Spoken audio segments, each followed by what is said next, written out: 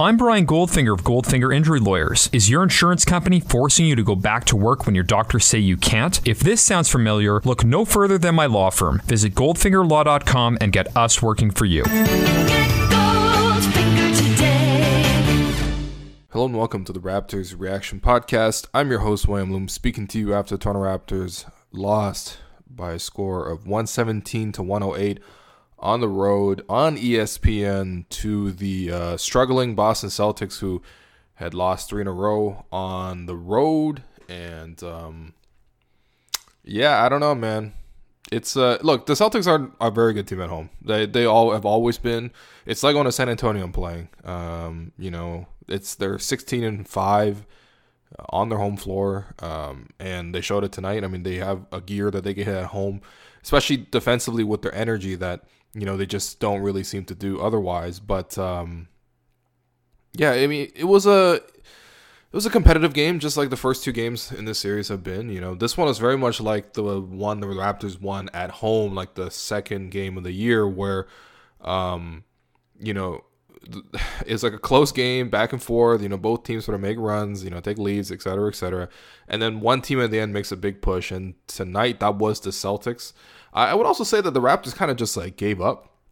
It was very strange seeing their effort towards the end of the game. Like, they looked really tired and sluggish, and no one's making extra rotations. And they weren't really running their offense in a way that would just seem coherent. It seemed like a bunch of guys that seemed out of gas and just didn't really seem prepared for it. But I mean, on the other side, the Celtics, Kyrie Irving just consistently getting to his shot. And he had a ridiculous fall-away jumper against Serge, who played pretty good defense on a switch, hung with him, put a hand in his face, everything, like as much as you can do. Like, Kyrie's falling away against a 6'10" guy, and Kyrie sinks it. Kyrie then hits a jumper from the Celtics, the guy, like, whatever, that little pipe in his mouth, like, that's where Kyrie hit it from. Like, it was nasty. It was, like, probably 35 feet. Like, and that's Kyrie for you. And really, the Raptors had no answer for Kyrie Irving whatsoever. I mean, they just haven't had that over the years, regardless.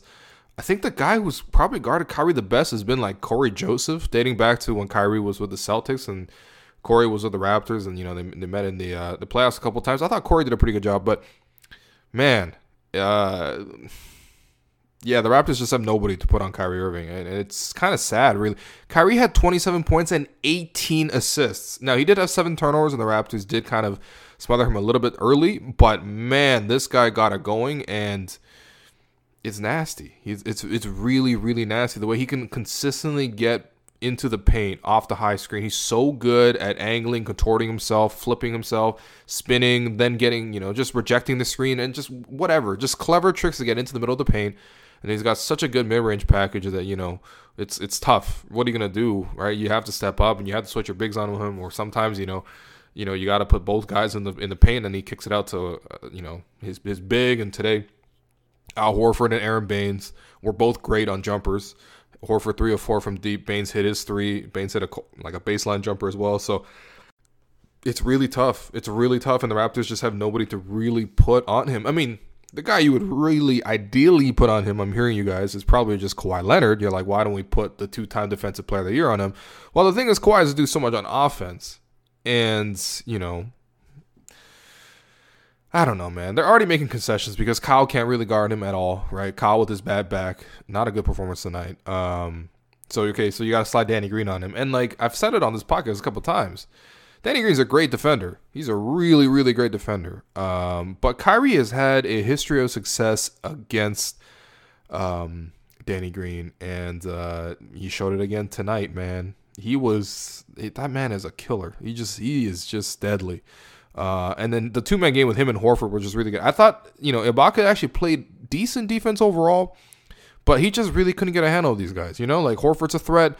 Horford has had a bad knee all year, and it's sort of like Lowry's bad back. It's sort of like which one of these two, like, very vital glue guys is going to stay together long enough to sort of keep their teams afloat. And Horford today, I mean, he didn't look like he had a knee issue to me. There are games where he goes like 1 for 12, but tonight 9 of 12 was finishing alley-oops and hitting jumpers and everything. So, like, a great game from Horford. And those two guys basically just killed the Raptors.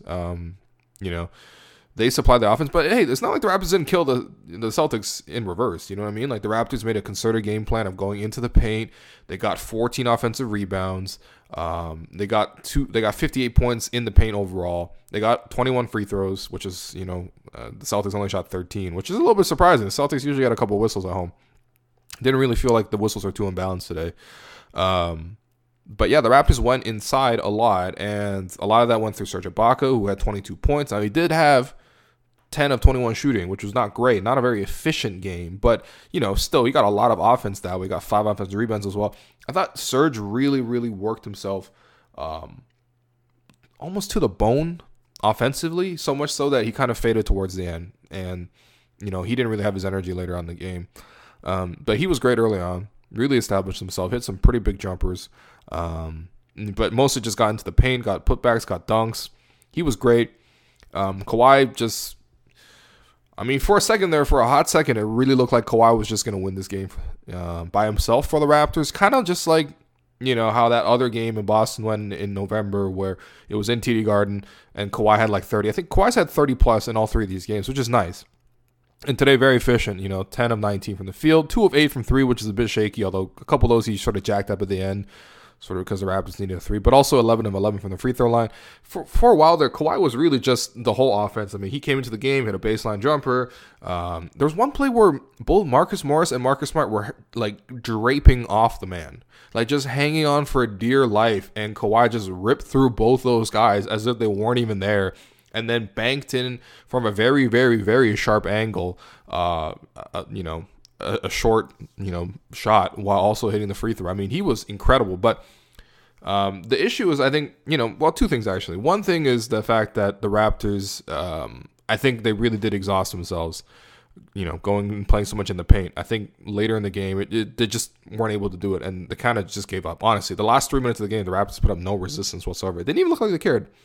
The other issue is they couldn't get any secondary scoring, and this is the one thing that you really, really have to be concerned with, right? Because look, you can always say, look, the Raptors are 33-12, right? They're right there for best record in the NBA, along with Milwaukee and I guess Denver. But it's in these tight, narrow games where you really get to see where the Raptors come up short and where their flaws are, and not having a secondary score is a pretty big flaw. It's pretty significant. You see it in crunch time. Kyle Lowry is not a threat in crunch time. In fact, Kyle Lowry was a negative in crunch time today, all right? And he took a 3. He took a pull-up transition 3 with like 20 seconds left on the shot clock, and it clanked. No one was expecting him to take that shot, so the Raptors were caught out in transition, and Tatum goes the other way, gets an and one. And that was a huge play. It swung the momentum for the Celtics. And the Raptors couldn't just get it back. But the bigger point of that is the reason Kyle took that shot is because he has a really hard time creating his own offense right now, right? He drove to the basket a little bit to start the game, but then he got elbowed in the back by Aaron Baines, which that's what Aaron Baines is out there for. Aaron Baines, that man comes in there for some offensive rebounds and then hurts people and then leaves. It's a great job, Australian Zaza. But, so Kyle just, after that, he just really couldn't get his offense going at all. And so he has to, really be opportunistic. But it's one thing where you miss one of those, transition threes early in the game. It's like, whatever. First quarter, you want to find your shot, that's fine. Fourth quarter, with, 3 minutes left, when Kawhi's cooking like that, you're going to take one of those shots? It's ugly. And that was one of the dumbest shots of the game. And really, it's whatever. It's one possession. Huge possession where the Celtics go the other way for 3 points. But Kyle's not able to provide the secondary score right now. His back is just, it's bad. It's bad. Every game you see him lying on the sideline now like he's Steve Nash. It's bad. All right. So who else are you going to look for that secondary scoring with? Pascal today, Celtics did a really good job of walling off the paint. Really, really good job. And they sat on the spin move. He did spin once towards the end of the game, but he had 4 points for most of the night. He played 36 minutes. He got a lot of the ball. He got a lot of assists because he was able to sort of, there's some good interior passing that he did.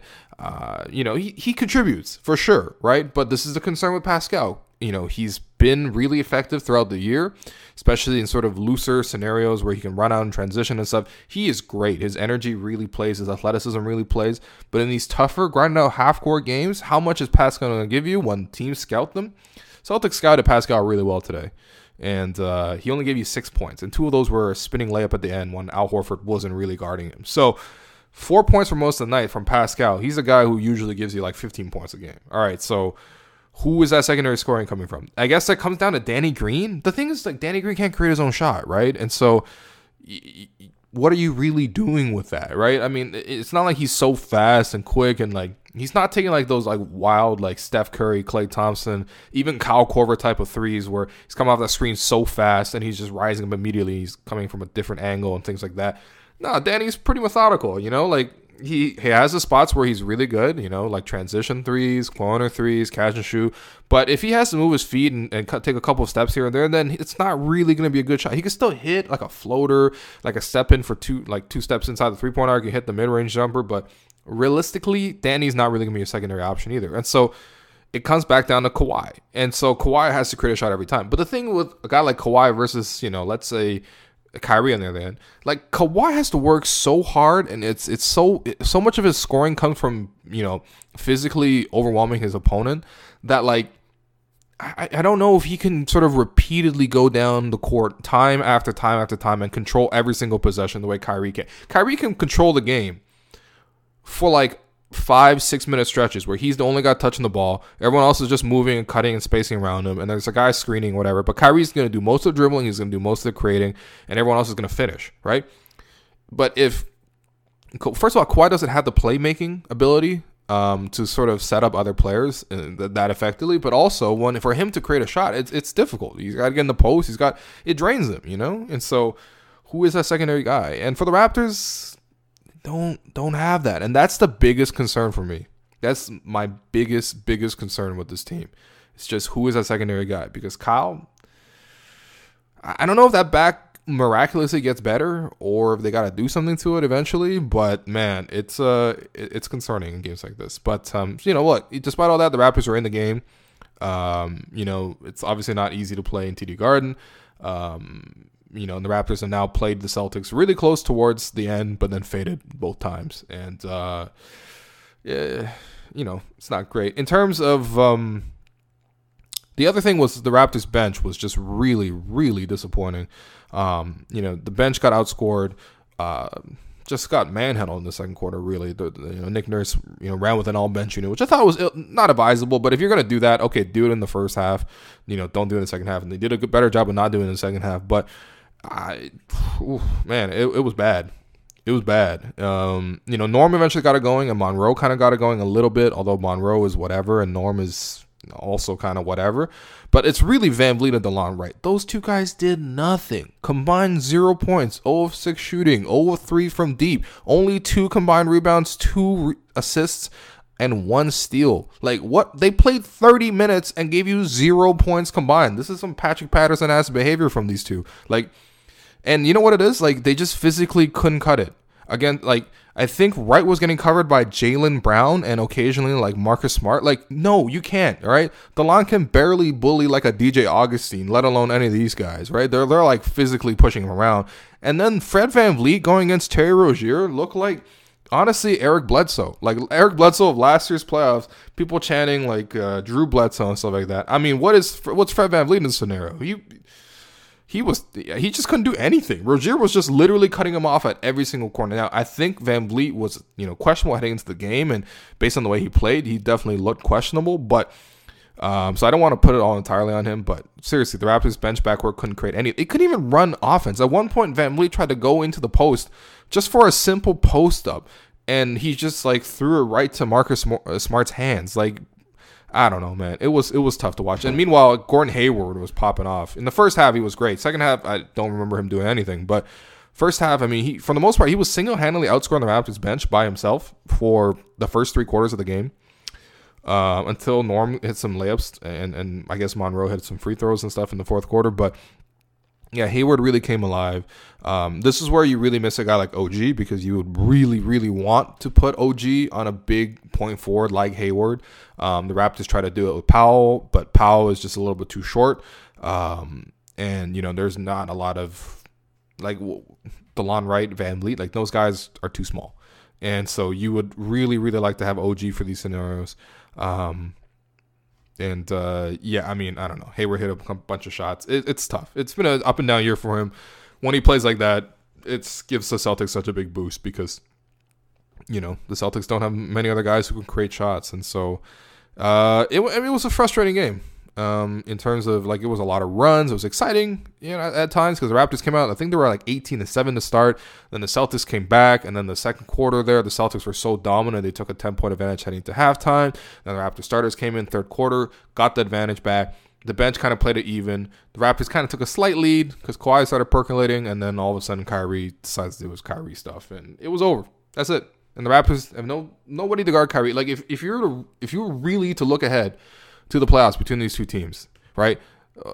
Two big issues. One, there's not a lot of three-point shooters for the Raptors right now. Like, they shot 7 of 29. I think in the second quarter there, the part of the reason why they fell down 34-17 is because they shot 0 of 9 from deep. But also, they just weren't, even the good looks they were getting, like, these guys just aren't that reliable from three, right? Like, one of your best three-point shooters is Kyle Lowry. The guy, he's almost on that Draymond level of shooting with the backpack on right now. And, who's hitting threes for you on this team? Like Danny Green and Kawhi Leonard. That's it. That's those the only guys. Serge has been really down with his 3-point shooting all year. And so that's an issue. And so I really allowed the Celtics, like today, for example, they shut down most of the pick and roll game with Siakam, with Ibaka, because they could just send a third defender and clog up the paint and dare the Raptors swing the ball to the weak side. They had some pretty good ball movement, but like a lot of the times, it just wasn't ending in made baskets. And what do you do in that situation? So that's an issue. Guarding Kyrie Irving is an issue. Kyrie had, a career-high 18 assists today, which is really a reflection of how much he got into the paint. But also, if you remember, in November, when the Raptors played the Celtics, also at TD Garden, Kyrie was also ridiculous in that one. 43 points with 11 assists, right? So, like, he has torched the Raptors a couple times this year. And, the Raptors, you can't really go... You can't really put Kyle Lowry or Danny Green on him. So are you going to put Kawhi on him the whole game and then expect Kawhi to also have the legs and then create most of the offense? Like, it's so difficult, right? Like, I don't know what else you're going to do. So that's tough. And then the third thing is, the shooting is just, I don't know. I guess that was the first point. But, yeah, the secondary scoring, that's also an issue. But I don't know. For the most part, it was... I don't know. The Celtics just look better. That's it. I don't know. That's my takeaway from this game. I don't think the Celtics are better overall, but tonight the Celtics just look better. And when you look at the sort of potential the Celtics have in terms of talent on the roster that can sort of start producing up to sort of their expectations versus what the Raptors like the Raptors' current talent, like the Raptors need to get more talent to get to the point where the Celtics are, right? It's disappointing. It really is. But in terms of your 3 stars, Kawhi obviously number 1 star, Serge number 2, and then I'm gonna give that 3rd star to I'll give it to Norm. Monroe deserves it a little bit too, but I just thought Norm was a little bit better in terms of his shot creation and his defense and stuff like that. But Monroe has a good case there too. And then in terms of your Gerald Henderson award, that's got to go to Gordon Hayward. Obviously, he's capable of scoring 18 points, but he just hasn't done it for most of the year. So, yeah, and he was a huge boost for the Celtics off the bench. But, yeah, I mean, I don't know. Look, I'm a little bit concerned after watching this game. Seriously, I really am. Like, the Kyle Lowry back thing is just, it bothers me every single game. Like, every time I literally have group chats with friends where I'm like, yo, is Kyle going to score 10 points today? And it's like, okay, yeah, but he's going to shoot, like, 3 of 10 from the field, and that's exactly what he does. Like most of these games, like the back is it's a real issue, man. It's a real issue, and the Raptors got to really think about it because I don't know how many times you've seen a team go to the finals with no secondary guy, right? LeBron can do it. LeBron can do it with like Jeff Green as the second guy, but that's LeBron. Kawhi is no LeBron, right? So yeah, it's concerning. So you need a secondary guy. The Raptors, it's a bit of a concern. Anyway, that's for the podcast. Check out 10 Things. And I'll be back tomorrow to recap the Suns game.